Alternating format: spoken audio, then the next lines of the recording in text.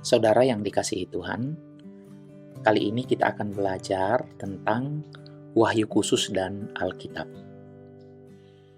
Pada waktu Tuhan Yesus dicobai oleh setan di padang gurun, ia menghardik setan dengan perkataan, "Manusia tidak hidup dari roti saja, tetapi dari setiap perkataan yang keluar dari mulut Allah."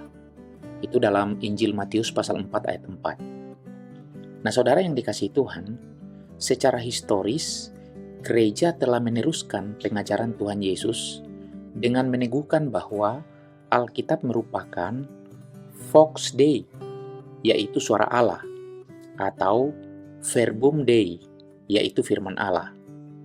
Menyebut Alkitab sebagai firman Allah tidak menyatakan bahwa Alkitab ditulis oleh tangan Allah sendiri atau Alkitab itu jatuh dari sorga dengan parasut. Alkitab sendiri menyatakan ada banyak penulis manusia yang menulis Alkitab.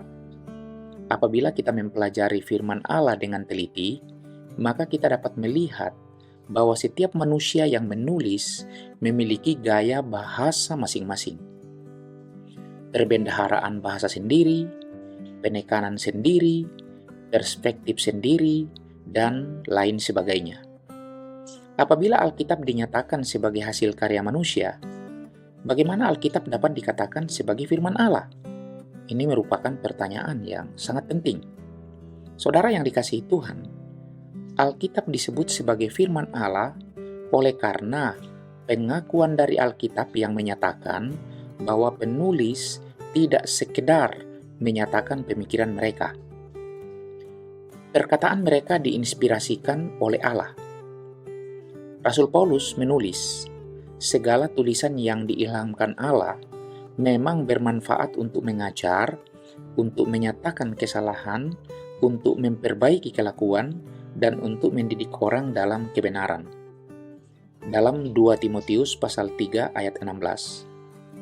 Saudara yang dikasihi Tuhan, kata inspirasi diterjemahkan dari kata Yunani, yaitu dinafaskan oleh Allah.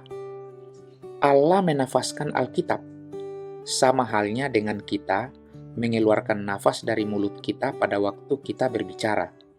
Jadi dapat dikatakan bahwa Allah berbicara melalui Alkitab. Meskipun firman Tuhan datang kepada kita melalui penulisan tangan manusia, tetapi sumber utamanya adalah Allah. Sebagaimana halnya para nabi berkata, demikianlah firman Tuhan. Dan Tuhan Yesus juga berkata, firman-Mu adalah kebenaran. Dalam Yohanes pasal 17 ayat 17. Dan firman Tuhan tidak dapat dibatalkan. Dalam Yohanes pasal 10 ayat 35. Saudara, kata inspirasi juga berkaitan dengan proses, di mana Roh Kudus membimbing penulisan firman Tuhan. Roh Kudus membimbing para penulis sehingga kata-kata mereka merupakan firman Allah. Kita tidak tahu bagaimana cara Allah membimbing penulisan pertama dari Alkitab. Tetapi yang pasti, inspirasi tidak berarti bahwa Allah mendikte pesan-pesannya pada mereka yang menulis Alkitab. Apa yang terjadi adalah Roh Kudus mengkomunikasikan firman Allah kepada penulis manusia. Orang Kristen mengakui infalibilitas dan ineransi dari Alkitab oleh karena Allah merupakan penulis utama dari Alkitab.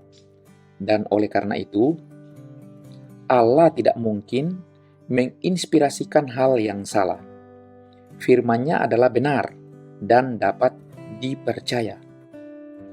Setiap literatur yang secara normal dihasilkan oleh manusia ada kemungkinan salah. Tetapi Alkitab bukan merupakan hasil produksi manusia secara normal. Apabila Alkitab diinspirasikan dan dibimbing proses penulisannya oleh Allah, maka Alkitab tidak dapat salah. Ini tidak berarti bahwa terjemahan Alkitab yang kita miliki sekarang ini tanpa kesalahan, tetapi yang dimaksudkan di sini adalah manuskrip yang asli secara mutlak adalah benar. Nah, ini perlu kita ketahui saudara-saudara terkait dengan pelajaran kita kali ini, yaitu mengenai Wahyu Khusus dan Alkitab. Jadi, kesimpulannya, inspirasi merupakan proses di mana Allah menafaskan firman-Nya. Allah merupakan sumber utama dari Alkitab.